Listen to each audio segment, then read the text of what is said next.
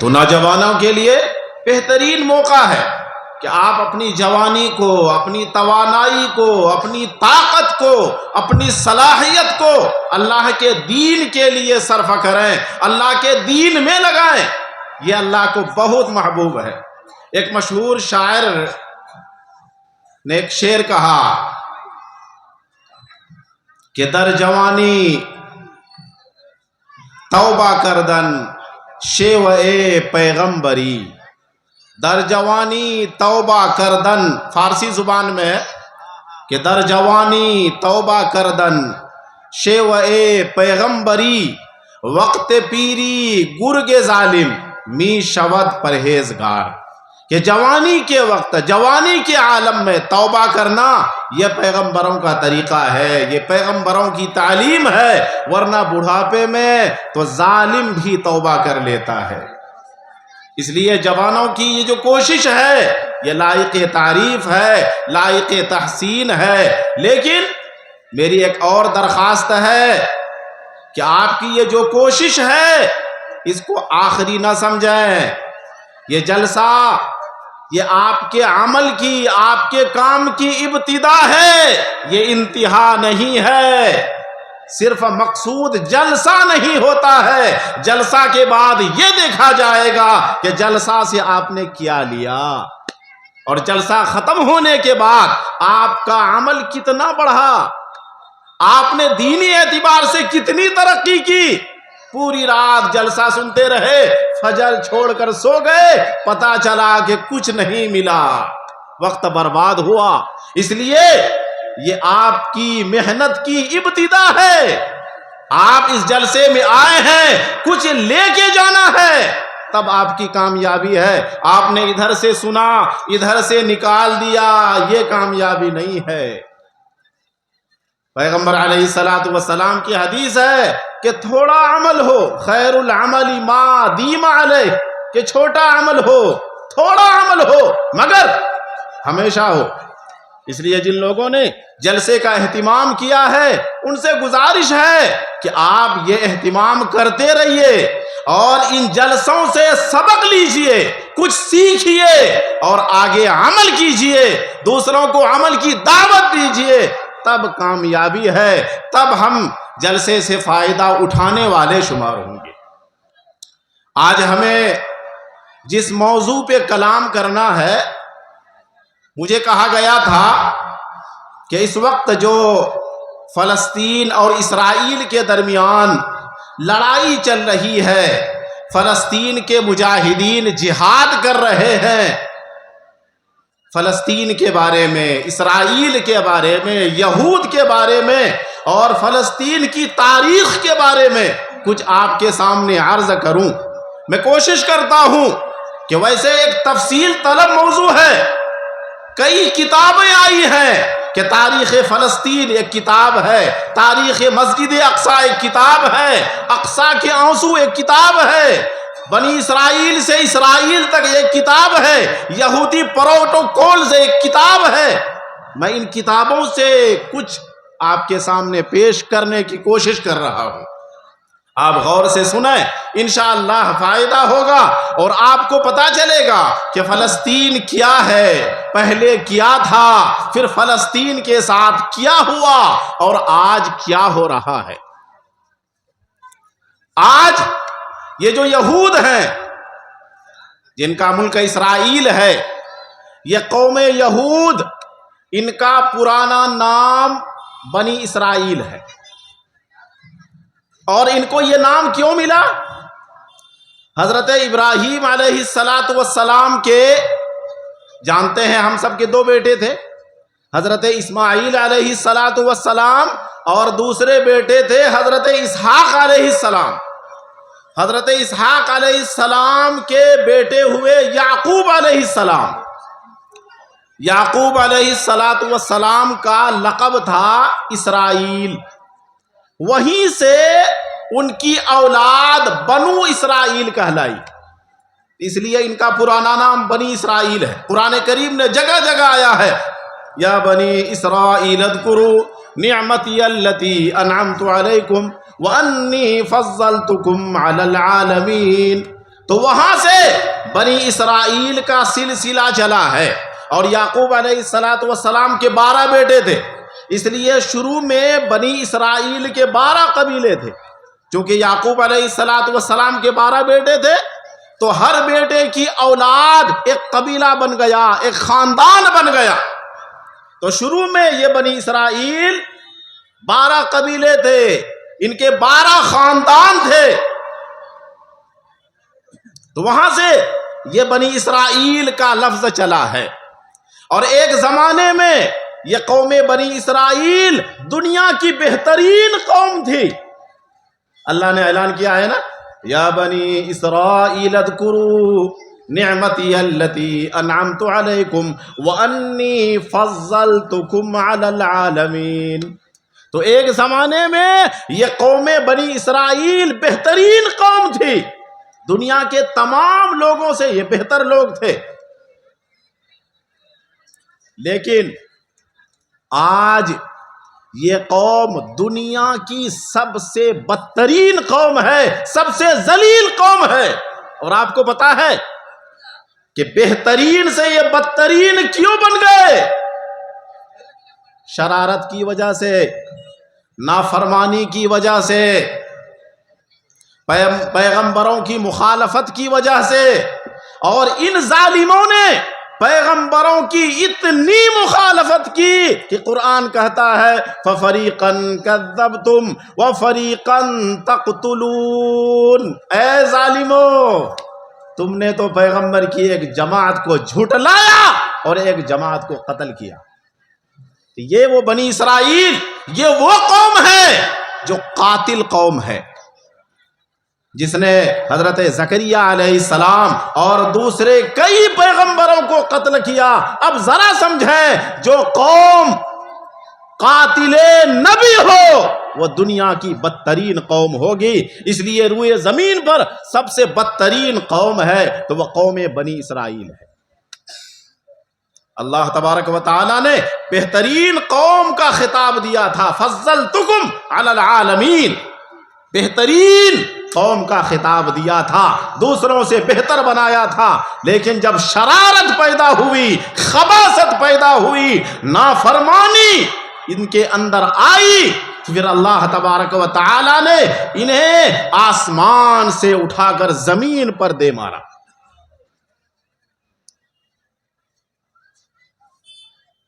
بعد میں ان لوگوں نے اپنے لیے یہودی کا لفظ استعمال کیا۔ یہودی کا لفظ کیوں استعمال کیا؟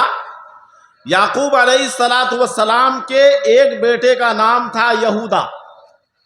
آپ نے سنا ہوگا یوسف علیہ السلام کے ایک بھائی کے نام جہاں بنیامین تھا، وہیں یوسف علیہ السلام کے ایک بھائی کا نام یہودا تھا۔ حضرت سلیمان علیہ السلام کے بعد فلسطین کے علاقے میں یہودیوں کی، بنی اسرائیل کی 2 حکومت قائم ہوئی، 2 سلطنت قائم ہوئی۔ ایک کا نام یہودا کے نام پر یہودیہ رکھا گیا اور وہاں رہنے والے یہودی کہلائے، تو وہیں سے انہوں نے بنی اسرائیل کا لفظ چھوڑ کر یہودی کا لفظ استعمال کرنا شروع کیا ہے، اور اب یہ یہودی کہلاتے ہیں۔ قرآن کریم نے بیان کیا ہے کہ جب ان لوگوں نے پیغمبروں کی مخالفت کی، پیغمبروں کو قتل کیا، تو اللہ تبارک و تعالی نے انہیں سخت سزا دی۔ آج یہ جس علاقے پر آباد ہیں، فلسطین کی سرزمین پر آباد ہیں، فلسطین کی جو تاریخ ہے، علماء لکھتے ہیں کہ فلسطین کی تاریخ کو اب 4 حصوں پر تقسیم کر سکتے ہیں۔ فلسطین کا یہ جو پورا علاقہ ہے، اس علاقے کو اب 4 ادوار، 4 دور پر تقسیم کر سکتے ہیں۔ ایک دور ہے حضرت عیسیٰ علیہ السلام سے پہلے کا دور، فلسطین کے علاقے پر یہودیوں کی اس وقت حکومت تھی، یہودی وہاں بسے ہوئے تھے۔ دوسرا دور شروع ہوتا ہے حضرت عیسیٰ علیہ السلام سے لے کر 700 سال تک کا دور، تیسرا دور شروع ہوتا ہے حضرت عمر فاروق کے زمانے سے لے کر 1300 سال تک کا دور، اور چوتھا دور یہ چل رہا ہے جب انگریزوں نے وہاں کے علاقے پر قبضہ کیا اور پھر وہ علاقہ یہودیوں کو دیا، وہاں یہودیوں کو لا کر بسایا، وہ دور۔ میں مختصر طور پر چاروں زمانوں کی کچھ باتیں آپ کو بتاتا ہوں۔ حضرت عیسیٰ علیہ السلام کے آنے سے پہلے وہاں یہود بسے ہوئے تھے، لیکن بتایا کہ ان لوگوں نے اللہ تبارک و تعالیٰ کی نافرمانی کی، انہوں نے شرارت کی، انہوں نے خباثت کی، تو اللہ تبارک و تعالیٰ نے ان پر ظالم بادشاہ کو مسلط کیا۔ یونانی بادشاہ بخت نصر، اس نے ان یہودیوں پر حملہ کیا، فلسطین پر حملہ کیا، وہاں یہودیوں کی حکومت تھی، پوری حکومت کو تہوبالا کیا اور یہودیوں کو فلسطین کی سرزمین سے بھگایا۔ تو یہ لوگ بھاگے، فلسطین کے علاقے پر یونانیوں کی حکومت رہی، بخت نصر کی حکومت رہی۔ ایک زمانے تک یہ یہودی دنیا کے مختلف ملکوں میں جا کر آباد ہوئے، وہاں رہنے لگے۔ کچھ زمانے کے بعد جب ایران کے بادشاہ سائرس نے فلسطین کی سرزمین پر قبضہ کیا تو پھر انہوں نے یہودیوں سے کہا کہ تم آ کے یہاں آباد ہو جاؤ، مگر جب یہ لوگ پھر آ کے فلسطین میں آباد ہوئے تو پھر وہی شرارت ایک مرتبہ اللہ تبارک و تعالیٰ نے ان پر ظالم بادشاہ مسلط کیا، بخت نصر کو، جس نے انہیں قتل کیا، بھگایا، مگر انہوں نے سبق نہیں لیا، پھر وہی مخالفت شروع کی، پھر اللہ کی نافرمانی، وہی خباثت، وہی عداوت۔ تو اللہ تبارک و تعالیٰ نے پھر شاہ روم کو، ٹائٹس کو ان پر مسلط کیا، اور دوبارہ ٹائٹس نے ان پر حملہ کیا اور ان کو سرزمین فلسطین سے بھگایا، اور پھر وہاں سے رومیوں کی حکومت قائم ہوئی۔ یہ پہلا دور ہے عیسیٰ علیہ السلام سے پہلے کا دور، جب وہاں یہود آباد تھے اور 2 مرتبہ یہودیوں کو وہاں سے مار کر بھگایا گیا تھا۔ جب عیسیٰ علیہ السلام تشریف لائے، ان یہودیوں نے ان کی مخالفت کی، تو وہاں سے دوسرا دور شروع ہوتا ہے۔ یہ دور ہے رومیوں کی حکومت کا۔ روم کا بادشاہ تھا ٹائٹس، جس نے سرزمین کے علاقے پر قبضہ کیا اور ان کا قبضہ رہا، اور یہ قبضہ 700 سال تک قائم رہا۔ اس کے بعد حضرت عمر فاروق رضی اللہ عنہ کا زمانہ آتا ہے اور مسلمان مجاہدین وہاں کا سفر کرتے ہیں۔ اور ایک بات اور بھی یاد رکھیں کہ یہ فلسطین کے علاقے پر کبھی یہود کی حکومت، کبھی عیسائیوں کی حکومت اور کبھی مسلمانوں کی حکومت، آخر یہ لڑائی کیوں چل رہی ہے؟ لڑائی اس لیے چل رہی ہے کہ فلسطین کا جو علاقہ ہے یہ تینوں مذاہب کے لیے محترم ہے، یہودیوں کے لیے بھی مقدس ہے، عیسائیوں کے لیے بھی مقدس ہے، مسلمانوں کے لیے بھی مقدس ہے۔ یہودیوں کے لیے مقدس اس لیے ہے کہ ایک زمانے میں یہ لوگ وہاں آباد تھے اور ان کی ایک عبادت گاہ تھی جس کا نام تھا ہیکل سلیمانی، اور آج یہ لوگ کہتے ہیں کہ ہیکل سلیمانی کو تو لوگوں نے توڑ دیا، اس کی ایک دیوار آج بھی موجود ہے جسے کہا جاتا ہے دیوار گریا۔ آپ نے یوٹیوب میں دیکھا ہوگا کہ وہاں ایک دیوار ہے پتھر کی، وہاں یہ یہود جاتے ہیں اور ہل ہل کر یہ عبادت کرتے ہیں، پڑھتے ہیں، روتے ہیں، اسے دیوار گریا کہا جاتا ہے۔ تو فلسطین کا علاقہ، خاص طور پر یروشلم کا شہر، یہ یہودیوں کے لیے مقدس ہے، وہاں ان کا دیوار گریا ہے۔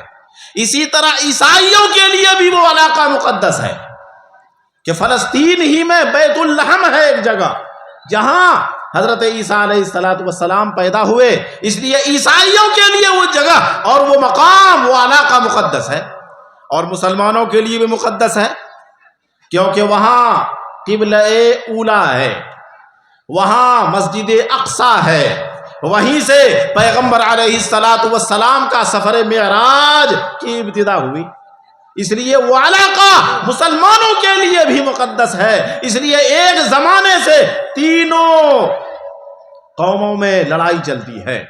کبھی یہودیوں کا قبضہ ہوتا ہے، کبھی عیسائیوں کا قبضہ ہوتا ہے، کبھی مسلمانوں کا قبضہ ہوتا ہے. تو پہلے یہودیوں کا قبضہ تھا، پھر عیسیٰ علیہ السلام کے دور سے لے کر وہاں عیسائیوں کا قبضہ ہوا، اور یہ قبضہ 700 سال تک چلا. حضرت عمر فاروق رضی اللہ عنہ کے دور میں حضرت عمرو بن عاص، اسی طرح حضرت ابو عبیدہ بن جراح نے فوجیوں کے ساتھ فلسطین کے علاقوں پر حملہ کیا، بہت سے علاقوں کو فتح کیا، یہاں تک کہ یروشلم کے قریب پہنچ گئے. یروشلم وہی شہر جو سب کے لیے مقدس ہے. جب وہاں پہنچے تو عیسائیوں نے، جو عیسائی کمانڈر تھا، اس نے ایک خط لکھا حضرت عمرو بن عاص کو اور کہا کہ آپ نے ہمارے کئی علاقوں کو فتح کر لیا لیکن یروشلم کو فتح نہیں کر سکو گے. حضرت عمرو بن عاص نے کہا کہ اللہ کی مدد سے ضرور فتح کروں گا اور میں اس علاقے کا فاتح بنوں گا.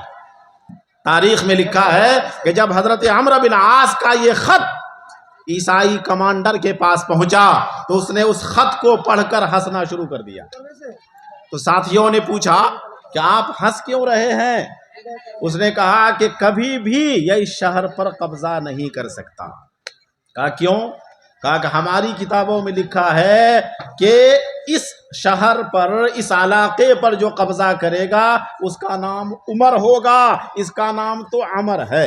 عمر میں تو 3 حرف ہے، عمر میں 4 حرف ہے. اس لیے یہ یروشلم پر قبضہ نہیں کر سکتا. یروشلم پر قبضہ وہ کرے گا جس کا نام عمر ہوگا. اور وہ حضرت عمر رضی اللہ تعالی عنہ کا دور چل رہا تھا.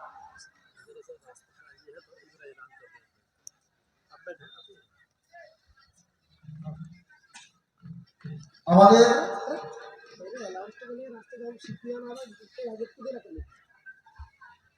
ایک ضروری اعلان ہے.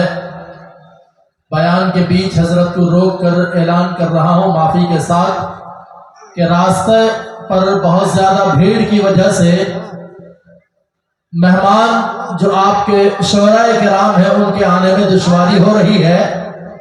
سفیان پرتاپ گڑھی، عدنان پرتاپ گڑھی ابھی اسٹیج پر تشریف لا رہے ہیں. راستہ بہت بھیڑ ہے، ذرا راستہ خالی کریں.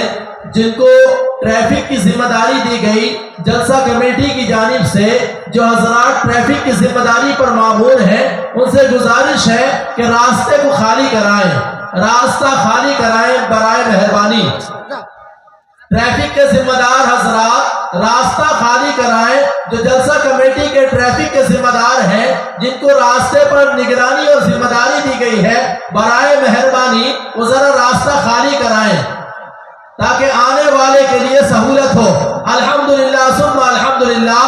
حضرت والا کا بیان بہت عمدہ بیان چل رہا ہے. حضرت والا آپ حضرات کے بیچ فلسطین کی پوری تاریخ رکھ رہے ہیں.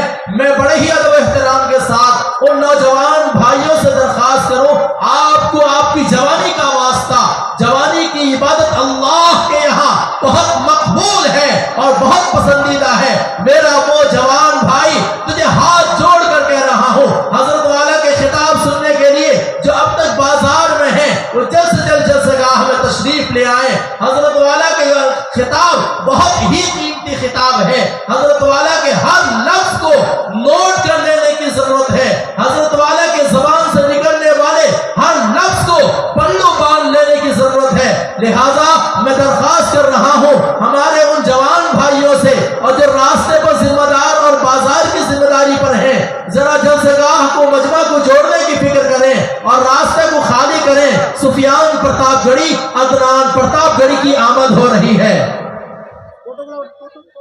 شیخ ایوب، سید انصار علی، صحاب الدین ملک، سرفراز ملک، شیخ مستجل، عطاب الصحاب، شیخ فیرج، جین الصحاب، شیخ عزیز الدین، محسن خان، شیخ شمشیر، شیخ اقبال، شیخ موجن، شیخ رجابل، شیخ چھوٹو، شیخ اسرافیل، شیخ موحدول، شیخ حابو، شیخ ساجن، شیخ اسرافیل، شیخ موحدول، شیخ محرم، শেখ মনো, শেখ কালো, শেখ আজারউদ্দিন, শেখ মুস্তাজিল, আপনারা মসজিদের কাছে চলে যান, আপনাদের নিয়ে বিশেষ আলোচনা আছে।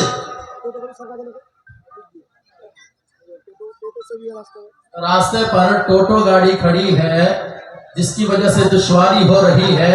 सुफियान प्रतापगढ़ी, अदनान प्रतापगढ़ी के आने के लिए रास्ता खाली करवाएं। टोटो गाड़ी अगर है, जलसे के जिम्मेदार हजरात जरा रास्ता खाली कराएं। मैं आप हजरात से दरख्वास्त कर रहा हूँ, आप हजरात मिलजुल कर बैठें। एक बार इस्तकबालिया तौर पर हजरत वाला के नाम पर, हजरत वाला के बयानात बड़े कीमती बयान हैं, इन हजरत वाला के इस्तकबाल में और आने वाले मेहमान शायर और मुजाहिदीन यरूशलेम के करीब पहुंचे। चूंकि ईसाइयों की किताबों में लिखा था कि इस इलाके पर, इस शहर पर जो कब्जा करेगा उसका नाम उमर होगा। इसलिए यरूशलेम के पादरी ने हजरत अबू उबैदा बिन जर्राह से कहा कि आप अपने खलीफा को बुलाएं, हम इस शहर की चाबी उनके हाथ में देंगे, हम ये शहर उनके सुपुर्द करेंगे, आपके हाथ में नहीं देंगे। चुनांचे हजरत अबू उबैदा रदी अल्लाह अन्हु ने ख़त लिखा हजरत उमर फारूक रदी अल्लाह अन्हु को कि आप तशरीफ़ लाएं, यहाँ के पादरी आपसे मुआहदा करना चाहते हैं और ये शहर आपके सुपुर्द करना चाहते हैं। चुनांचे ख़त पहुँचा मदीना। हजरत उमर फारूक रदी अल्लाह अन्हु ने सफ़र किया। ये पादरी अपने साथियों के साथ एक मकाम पर जमा हुआ जिसका नाम जाबिया था। हजरत उमर फारूक को पता चला, तो चूँकि सफ़र लंबा था, काफ़ी लंबा सफ़र था, तो हजरत उमर फारूक रदी अल्लाह अन्हु ने एक ऊँटनी ली और एक थैले में खजूर, एक थैले में सत्तू और एक पानी का बर्तन लिया और साथ में अपना गुलाम लिया कि चलो इस सफ़र में तुम मेरे साथ रहोगे। और हजरत उमर फारूक ने अपने गुलाम से फरमाया कि ए गुलाम, ये मत सोचना कि मैं हमेशा ऊपर बैठा रहूंगा और तुम चलते रहोगे, ऐसा नहीं होगा, बराबरी होगी। एक मंजिल तक मैं सवार होकर रहूंगा, तुम पैदल चलोगे, और दूसरी मंजिल पर तुम सवार हो जाओगे और मैं पैदल चलूंगा। ये है इस्लाम का इंसाफ, ये है मुसावात। कि हजरत उमर फारूक ने अपने गुलाम से बारी मुकर्रर की कि एक मंजिल तक उमर सवार होगा, तू पैदल चलेगा, और एक मंजिल तक उमर पैदल चलेगा, तू सवार होगा। चुनांचे हजरत उमर फारूक रदी अल्लाह अन्हु ने अपने गुलाम के साथ जाबिया का सफर किया। जब जाबिया के करीब पहुंचे और वहां मुजाहिदीन को पता चला कि खलीफतुल मुस्लिमीन हजरत उमर फारूक तशरीफ ला रहे हैं, तो मुजाहिदीन इस्तकबाल के लिए निकले। उस पादरी ने सोचा कि जब खलीफतुल मुस्लिमीन उमर आ रहे हैं तो उनके साथ एक बड़ा काफिला होगा और खादिमों का इज्तिमा होगा। लेकिन उसे ताज्जुब हुआ कि उसने देखा कि एक आदमी है उमर और एक गुलाम है उसके साथ, और कपड़ा पुराना है, फटा हुआ है। लिखा है कि हजरत उमर के कुर्ते पर 14 पेवंद लगे हुए, 14 जगह से कुर्ता फटा हुआ था और वहां पेवंद कपड़े का टुकड़ा लगा हुआ था, बल्कि बास जगह तो चमड़े का टुकड़ा लगा हुआ था। कुर्ता फटा हुआ था, 14 टुकड़े लगे हुए थे।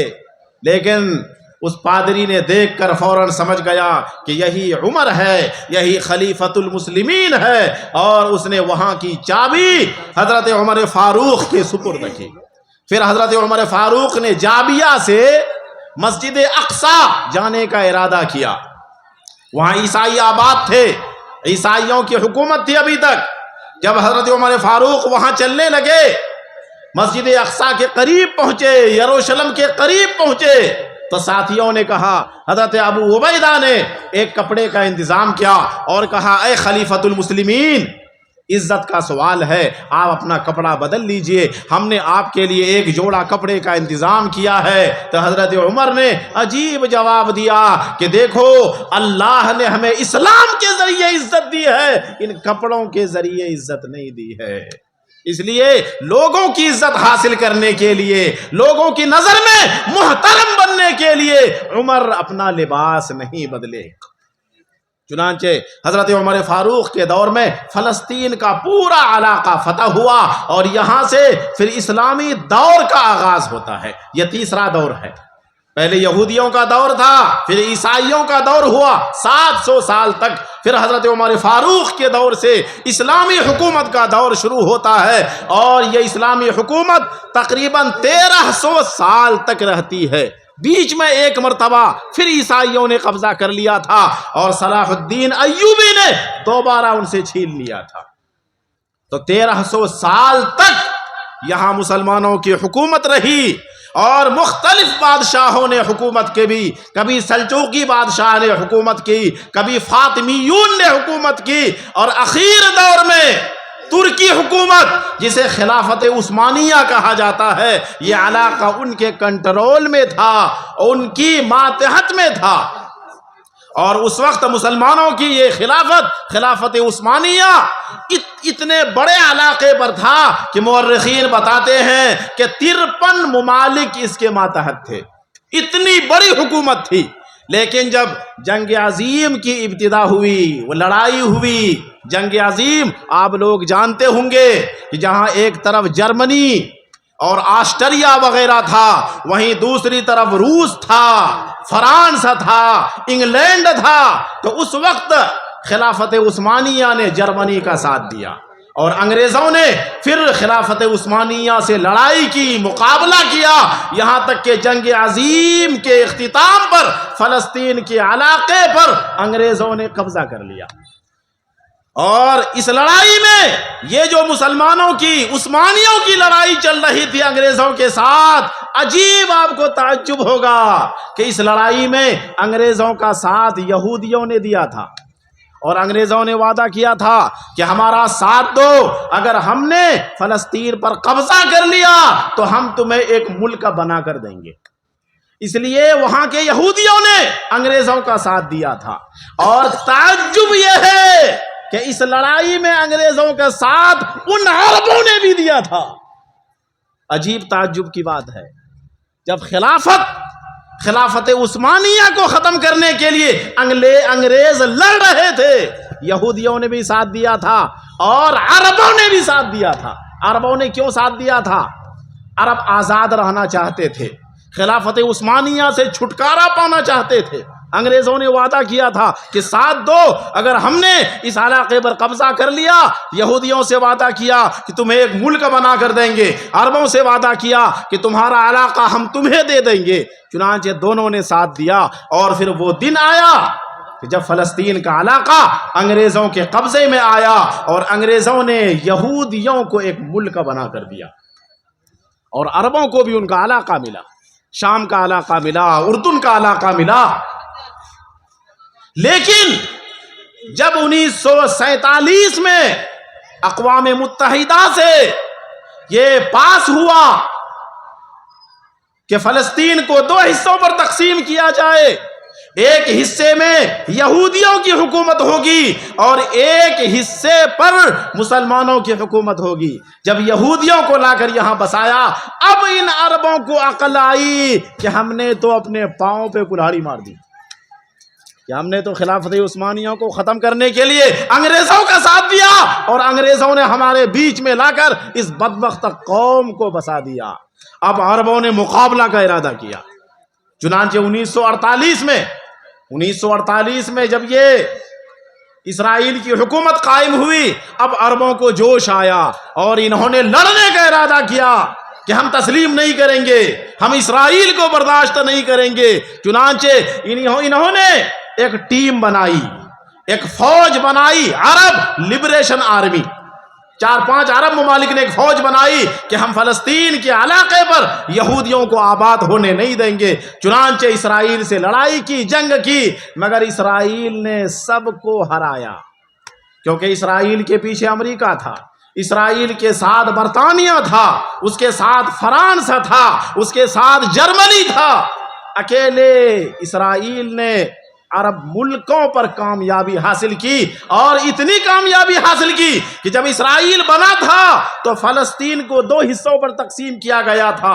55% علاقہ یہ اسرائیل کو دیا گیا تھا اور 45% علاقہ یہ مسلمانوں کو دیا گیا تھا۔ مگر جب عربوں نے لڑائی کی تو فلسطین میں اور بھی ان کے علاقوں پر قبضہ کرنا شروع کیا، اور یہ قبضہ کرتے رہے اور آج صورتحال یہ ہے کہ 75% علاقے پر یہودیوں کا قبضہ ہے، صرف 25% علاقے پر وہاں مسلمانوں کا قبضہ ہے۔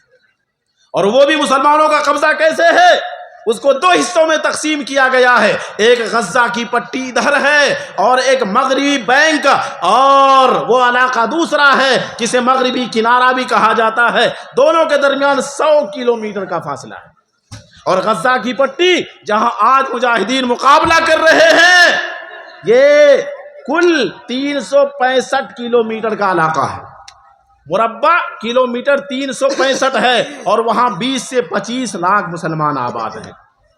عربوں نے کئی لڑائی لڑی یہودیوں سے، ہمیشہ شکست کھاتے رہے، اور یہ عرب کیوں ہارے؟ یہ بھی یاد رکھنے کی بات ہے کہ عربوں نے لڑائی میں شکست کیوں کھائی؟ اس لیے کہ اللہ کا فیصلہ ہے کہ کامیابی ملتی ہے تعلق مع اللہ اور تیاری سے۔ کامیابی کے لیے اللہ کے ساتھ تعلق بھی ہو۔ اللہ نے اعلان کیا ہے ان تنصروا اللہ ینصرکم، اللہ کے دین کی مدد کرو اللہ تمہاری مدد کرے گا۔ وہیں اللہ نے اعلان کیا ہے وَأَعِدُّوا لَهُم مَّا اسْتَطَعْتُم مِّن قُوَّةٍ، کہ اپنی استطاعت کے مطابق قوت جمع کرو، تیاری کرو۔ عربوں کا نہ اللہ کے ساتھ گہرا تعلق تھا اور نہ تیاری تھی، اس لیے ایک اکیلے اسرائیل نے سب کو دھول چٹا دی، اور ان عربوں نے تقریباً 4 مرتبہ اسرائیل سے مقابلہ کیا، 4 مرتبہ ہارے، کیونکہ نہ تو اللہ کے ساتھ مضبوط تعلق تھا نہ تیاری تھی۔ لیکن آج یہ جو مجاہدین کی جماعت ہے، اللہ کے کرم سے اللہ کے ساتھ گہرا تعلق بھی ہے اور تیاری بھی ہے، اس لیے آپ دیکھ رہے ہیں عربوں کی جو دوسری لڑائی ہوئی تھی، اسرائیل نے عربوں کو 6 دن میں شکست دی تھی۔ 3 ملکوں کو اسرائیل نے 6 دن میں شکست دی تھی، اور آج 3 مہینہ ہوتا جا رہا ہے ایک مٹھی بھر جماعت اسرائیل کو نہ کے چنے چبوا رہی ہے، کیونکہ اللہ کے ساتھ تعلق بھی ہے اور تیاری بھی ہے، اور جب تعلق ہو تیاری ہو تو اللہ کی مدد اترتی ہے، اللہ کی نصرت آتی ہے۔ اور آج بھی عربوں کے لیے افسوس کا مقام ہے کہ یہ عرب ممالک مال و دولت سے مالا مال، لیکن پانی، ایک بوتل پانی بھی یہ مجاہدین کے پاس، غزہ کے مسلمانوں کے پاس بھیجنے کی طاقت نہیں رکھتے۔ یہ کیسی مالداری ہے، یہ کیسی بے غیرتی ہے۔ اسی بے غیرتی نے مسلمانوں کو پوری دنیا میں ذلیل کیا ہے اور مسلمانوں کو پوری دنیا میں کمزور کر دیا۔ آج دنیا میں کہیں بھی دیکھیں مسلمان پریشان ہے، مسلمانوں پر ظلم ہو رہا ہے، حالانکہ مسلمانوں کے پاس دولت ہے، مسلمانوں کے پاس خزانے ہیں، لیکن ان بے غیرتی نے اور کمزوری نے، وہی جس نے یہود کو ذلیل کیا تھا کہ جب یہودیوں میں اللہ کی نافرمانی پیدا ہوئی تھی، خباثت پیدا ہوئی تھی تو اللہ کا عذاب آیا تھا، وہی آج مسلمانوں کے ساتھ ہو رہا ہے۔ مسلمان اللہ سے دور ہو رہے ہیں، اور آقا مدنی صلی اللہ علیہ وسلم کے زمانے میں آپ کو سناتا ہوں کہ مدینے کے قریب یہودیوں کے 3 قبیلے تھے، یہودیوں کے 3 قبیلے تھے، بنو قریظہ، بنو قینقاع اور بنو نذیر۔ ایک مرتبہ نبی اکرم صلی اللہ علیہ وسلم کے زمانے میں مسلمان کی ایک عورت یہودیوں کے محلے میں گئی، کسی یہودی نے چادر کھینچ دیا۔ جب نبی اکرم صلی اللہ علیہ وسلم کو پتا چلا تو معلوم ہے آپ نے جہاد کا اعلان کیا کہ ہم برداشت نہیں کریں گے کہ ہماری ایک بہن بیٹی کی چادر کوئی کھینچ دے۔ اور آج مسلمانوں کو گاجر مولی کی طرح کاٹا جا رہا ہے، مگر کوئی जोश और हिम्मत हौसला वाला नहीं है। सारे अरब खामोश है, ऐसा लग रहा है कि इनके पास न ताकत है कुछ नहीं, ये सब गोंगे बहरे बन चुके हैं। इसलिए मुसलमानों, आज हम उनकी मदद करें। हम मदद किस तरह कर सकते हैं? हम उनके लिए दुआ करें। हम बस दुआ कर सकते हैं कि मुजाहिदीन की अल्लाह मदद फरमाए, वरना हम भी गुनहगारों में शुमार होंगे कि ना तो हमने मुजाहिदीन की मदद की, ना उनके लिए दुआ की। इसलिए मुजाहिदीन के लिए, गज़ा के मुसलमानों के लिए हम दुआ करें। ख़ास तौर पर उन लोगों के लिए दुआ करें जहाँ ना खाना पहुँच रहा है, ना पानी पहुँच रहा है। चारों तरफ अरब ममालिक हैं, ये वो लोग हैं, ये जुब्बे कुब्बे वाले हैं, जिनको हम समझते हैं कि पता नहीं कितना बड़ा अल्लाह का वली होगा, लेकिन बेगैरती की ये हद है कि आज आपको पता चल रहा होगा